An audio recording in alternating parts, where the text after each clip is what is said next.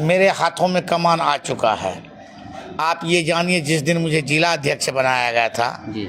उस दिन अख्तरुल ईमान साहब घोषणा कर दिए थे कि इनका टिकट काट करके उनको दिया था।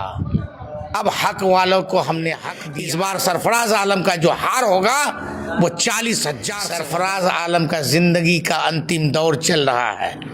बहुत वो आज तक वो अपने पिताजी के रहम करम में कोई भी चुनाव है वो MIM के लिए जरखेज ज़मीन है। और ये हम लोगों का एक नारा है कि 2025 फिर से मजलिस इस बार एक असर आप ये जानिए कि वोट में तब्दील होने वाला है, जो कि हाट में जब वो सीमांचल न्याय यात्रा के दूसरे दिन उसका जब आगमन हुआ।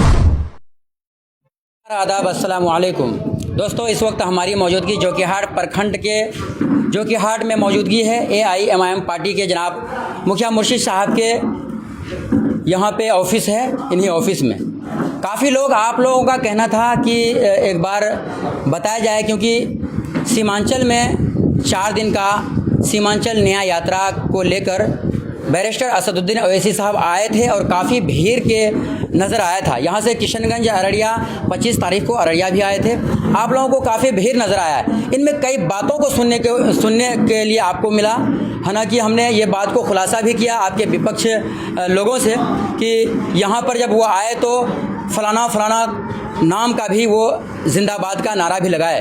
हालांकि सारे बातों को देखते हुए इस वक्त हमारे साथ मुखिया मुर्शिद साहब AIMIM पार्टी के जिला अध्यक्ष हैं, उनसे भी बात करने का प्रयास करते हैं। सर, स्वागत है शिफा बिहार न्यूज़ चैनल। देखिए, आपका चैनल शिफा बिहार न्यूज़ चैनल जो है, दिल की गहराई से इसके सब्सक्राइबर को और चैनल के एंकर्स को भी मैं मुबारकबाद देता हूँ।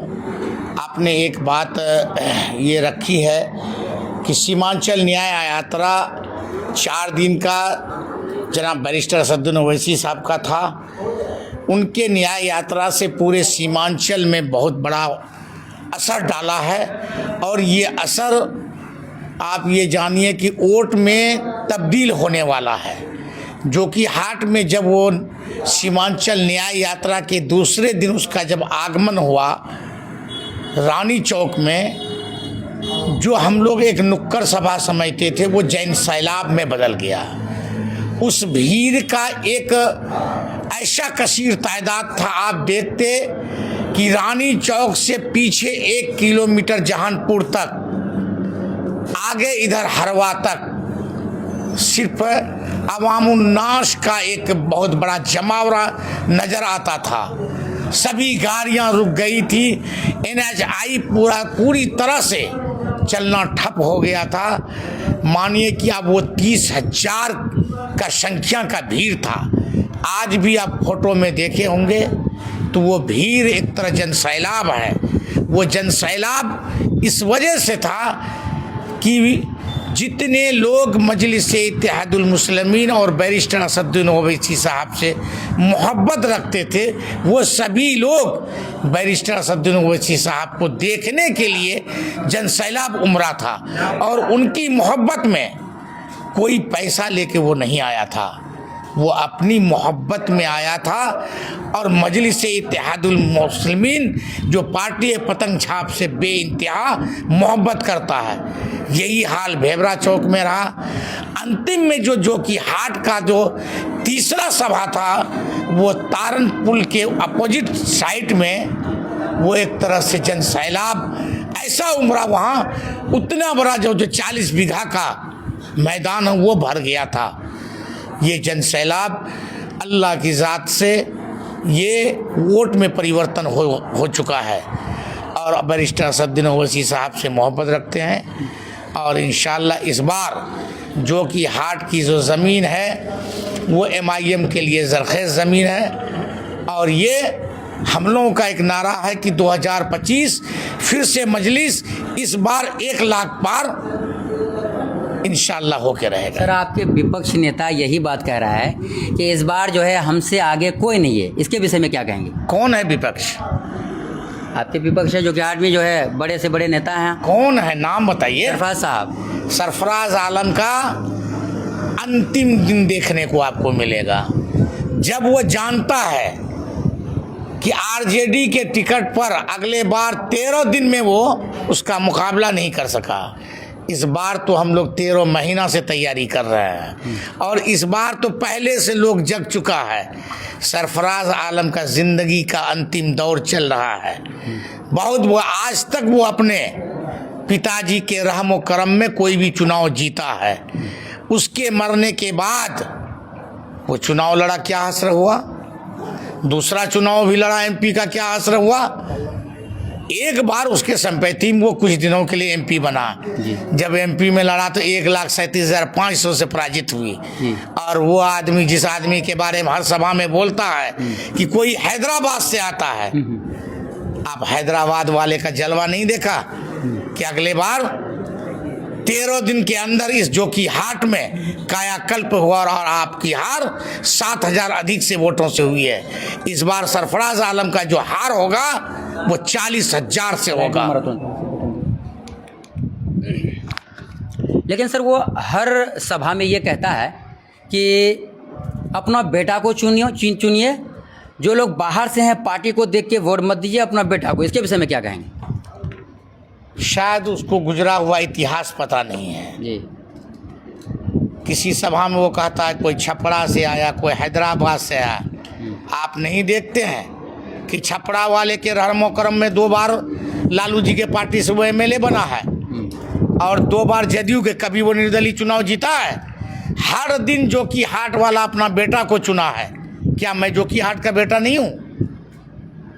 उसको 4 बार का मौका मिल चुका है। कभी वो क्या कहता है, जनता का राज होगा। अरे याद करिए, वो दिन राक्षस का राज था, जंगल का राज था, उस वक्त जनता का राज नहीं हुआ। कभी आप कहते हैं लोकतंत्र में जनता बड़ा होता है। क्या लोकतंत्र पहले नहीं था? अरे आप ही के ज़माने में लोकतंत्र खतरे में था। आज असली लोकतंत्र है, असली जमहूरियत है। जो आदमी की अकड़ इतनी थी, उस आदमी को सरजमीन पर रेंगने पर मजबूर कर दिया। ये जनता का राज है।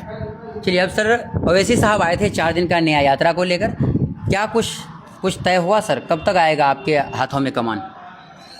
मेरे हाथों में कमान आ चुका है।